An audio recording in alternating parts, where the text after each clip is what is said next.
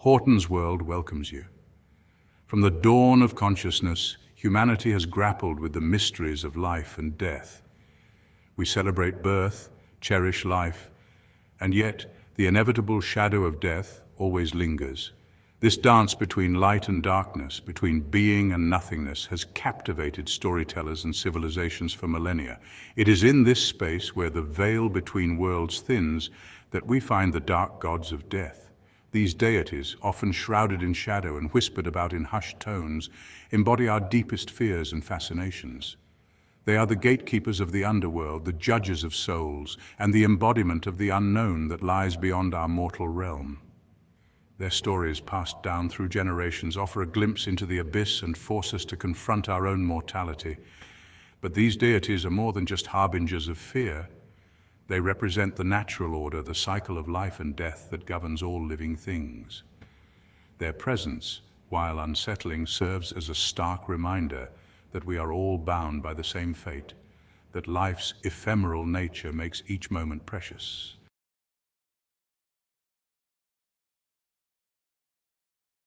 Across cultures and continents, the concept of death deities takes on unique forms, reflecting the beliefs and values of the civilizations that birthed them. From the desolate plains of ancient Greece to the frozen wastelands of Norse mythology, from the sun-drenched deserts of Egypt to the lush islands of Polynesia, each culture has woven its own tapestry of death, fear, and the divine. In some cultures, death gods are seen as wrathful punishers, meting out judgment with an iron fist. They are the embodiment of karmic justice, ensuring that the deeds of the living have consequences that extend beyond the mortal coil. In other cultures, they are seen as more benevolent guides, ushering souls into the afterlife with compassion and understanding. Despite their differences, these deities share a common thread. They represent the universal fear of the unknown, the anxiety that ripples through every culture when confronted with the cessation of existence. They are the personification of our deepest anxieties about what lies beyond the veil, a testament to the enduring power of the human psyche to grapple with its own mortality.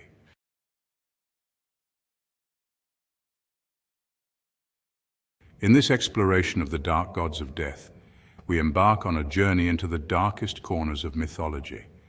We will delve into the underworld realms, encounter creatures of shadow and light, and confront the faces of death themselves.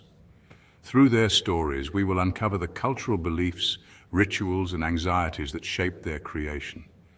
Prepare yourself, for we are about to descend into the abyss, to confront the whispers of the underworld and to stare into the eyes of the deities who have captivated and terrified humanity for millennia. Our journey begins now, and the path ahead is shrouded in shadow. Join us if you dare as we uncover the secrets of the underworld and come face to face with the dark gods of death. In the heart of ancient Greek belief lies the shadowed realm of the underworld ruled by Hades. Unlike the Olympian gods, Hades remained cloaked in darkness, a silent sentinel. His was a dominion of quiet inevitability where souls journeyed after their mortal time ended. Hades, often depicted on an ebony throne, was unyielding, embodying death's finality. To utter his name was to acknowledge that all life must one day descend into his kingdom.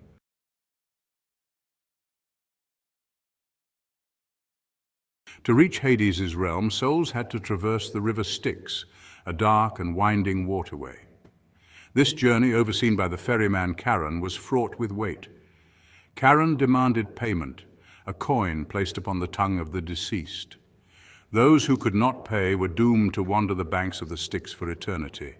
The river Styx, with its murky depths and mournful flow, served as a reminder of death's inevitability. Hades did not actively intervene in mortal affairs. His presence was felt in the silence that followed death. His influence shaped Greek belief. His name was invoked in oaths and curses. He guided the hand of fate. Hades accepted his role with stoic resignation. He embodied the balance between life and death. His realm was a place of reflection and peace. In the icy heart of Norse mythology resided Hel, the queen of the underworld. Helheim, her realm, was a land of perpetual cold. Born of Loki and Angerboda, Hel embodied the duality of life and death. Odin banished her to Helheim, deep within Yggdrasil.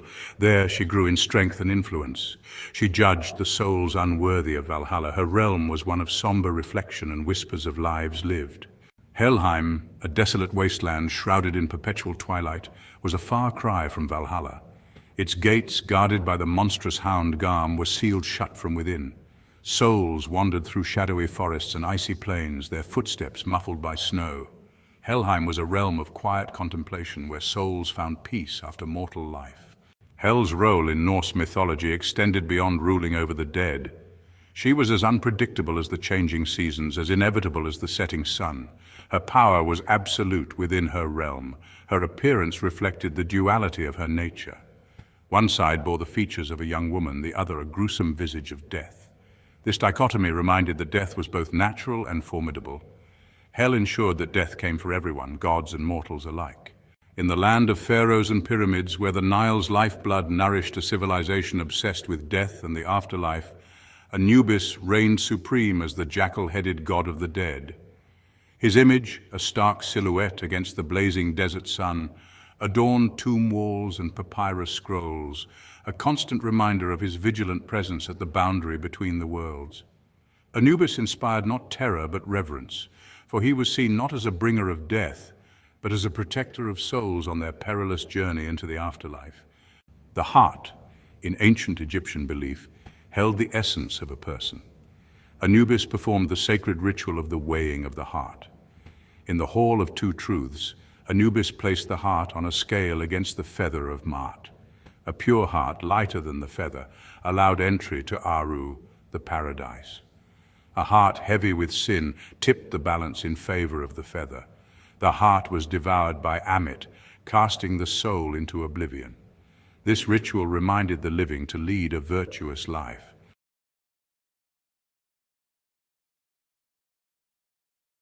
Anubis's role as a psychopomp, a guide of souls, extended beyond the borders of Egypt. His influence could be felt in the beliefs of other cultures, his image appearing in various forms throughout the ancient world. The Greeks, who borrowed heavily from Egyptian mythology, associated Anubis with their own god Hermes, another psychopomp responsible for guiding souls to the underworld. This cross-cultural influence speaks to the universality of Anubis's role, the comfort he provided in the face of death's inevitability. His presence transcended cultural boundaries, offering solace and guidance to those grappling with the mysteries of life and the afterlife. Anubis, the jackal-headed god, was more than just a deity.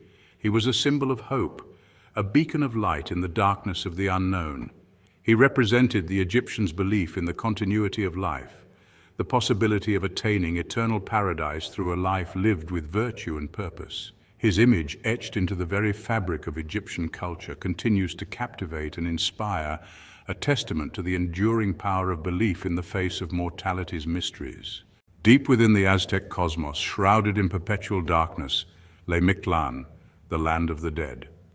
Ruled by the skeletal deity Mictlantecutli, it was a realm of absolute finality.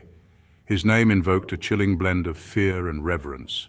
Often depicted with owl feathers and blood-soaked garments, he embodied death's raw nature. Mictlantecutli resided in the deepest bowels of the earth. The soul's journey to Mictlan was a 4-year pilgrimage through 9 challenging levels. This journey symbolized the soul's final test and purification. Mictlantecutli represented the ultimate equalizer, erasing distinctions in death's embrace.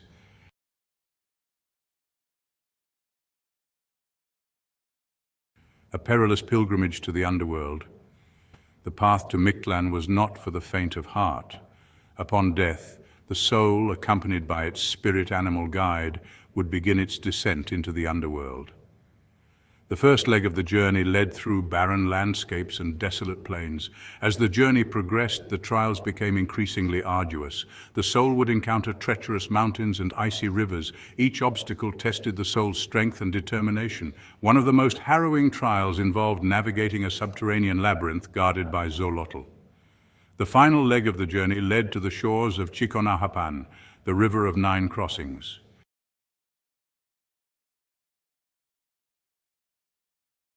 Embracing the inevitability of death. Mictlantecutli's realm was not a place of eternal punishment, but rather a realm of absolute finality. The souls who reached Mictlan did not experience pain or suffering. Instead, they entered a state of timeless existence, their individual identities dissolving into the collective consciousness of the dead. Here, reunited with their ancestors, they would exist in a state of perpetual stillness, their journey complete. The Aztec perspective on death, though seemingly bleak, offered a certain sense of solace. Death was not seen as an end, but as a natural transition, a return to the cosmic womb from which all life originated. Mictlantecutli in his skeletal majesty represented not only the fear of death, but also the acceptance of its inevitability. He was a reminder that life, like all things in the universe, was cyclical, a continuous dance between creation and destruction, light and darkness. The Aztecs did not fear Mictlantecutli or his realm. Instead, they honored him as a necessary force in the cosmic order. They understood that death was not an end, but a transformation, a merging back into the fabric of existence. Mictlantecutli, the lord of the land of the dead, served as a constant reminder of life's precious and fleeting nature, urging the living to embrace each moment and live their lives with purpose and meaning.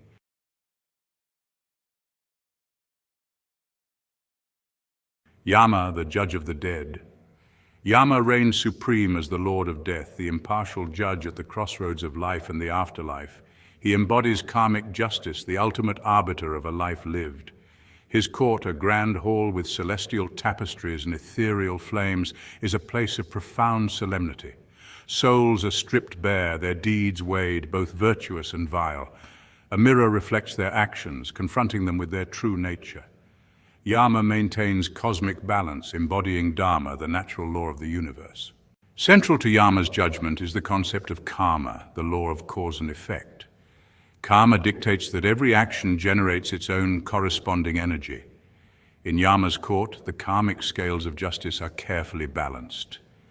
Chitragupta reads from the Book of Life, detailing the soul's every action.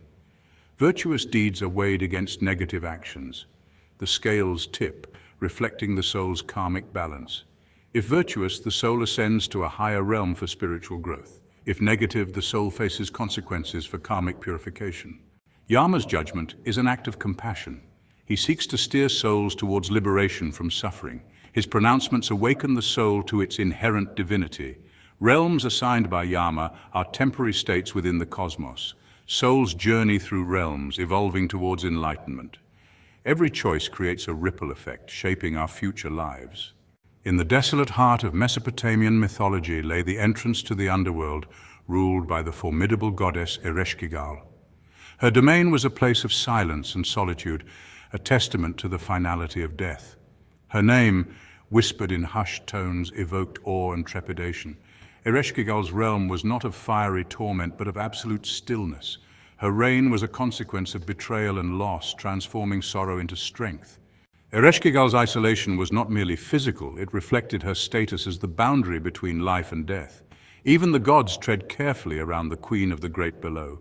Her realm operated by its own ancient laws. Her only companion was Namtar, the god of fate and pestilence. Despite her isolation, she was not a cruel ruler. Ereshkigal's realm offered a final resting place, a release from life's burdens. Despite the pervasive gloom of Ereshkigal's domain, there were moments when even the underworld was touched by a glimmer of hope. The most famous tale recounts Inanna's descent into the underworld in search of her beloved Dumuzi. Inanna braved the 7 gates, relinquishing power at each threshold until she stood naked before Ereshkigal's throne. Ereshkigal agreed to release Dumuzi, but only if a replacement was found. Dumuzi was chosen to return to the underworld for half of each year, ensuring balance between realms. This cyclical exchange brought a glimmer of life to Ereshkigal's domain. In the vast expanse of the Pacific Ocean, where islands rise like emerald jewels, the Maori people wove intricate tales of gods and monsters. Among these tales is the story of Wiro, the embodiment of darkness and death, who made his home in the deepest, darkest recesses of Taiwatuki. His hunger was for the very essence of life, the Maori. This belief instilled a deep-seated fear of Wiro in the hearts of the Maori people. They believed that by cremating their loved ones, they could release their spirits into the heavens. The act of cremation was a powerful act of defiance against Wero's dominion over the dead. It was a testament to the Maori people's deep spiritual connection to their ancestors. The flames symbolized the soul's release from the earthly realm. But Wero was not easily deterred. He would roam the land at night, his presence heralded by an unnatural chill. The Maori people developed rituals to ward off Wero's advances. They would recite karakia to invoke the protection of their ancestors. The struggle was a reflection of the balance between life and death.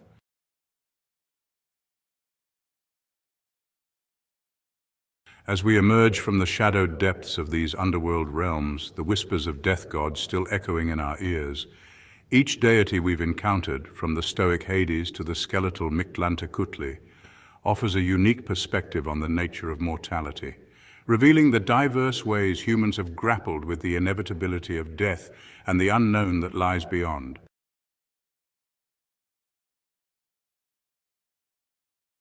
What is perhaps most striking about these death deities is not their similarities, but their differences.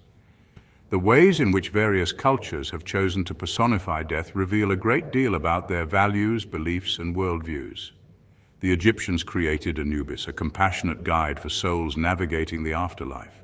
The Greeks envisioned Hades as a stern but just ruler of the underworld. The Norse created Hel, a queen of a cold realm for those who did not die in battle. The Aztecs envisioned Mictlantecutli as a skeletal lord of a realm of finality. These cultural constellations of death paint a rich tapestry of human understanding of mortality. They show that death is experienced and interpreted through various cultural lenses. This diversity reminds us there is no single right way to approach death. Despite their differences, these death deities share a common thread, the enduring human fascination with what lies beyond the veil of death. Across cultures and throughout history, humans have grappled with the question of what happens to us after we die. The allure of the afterlife lies in our desire to believe that death is not the end, and our curiosity about the unknown. As we explore the mysteries of life and death, may we do so with open hearts and curious minds.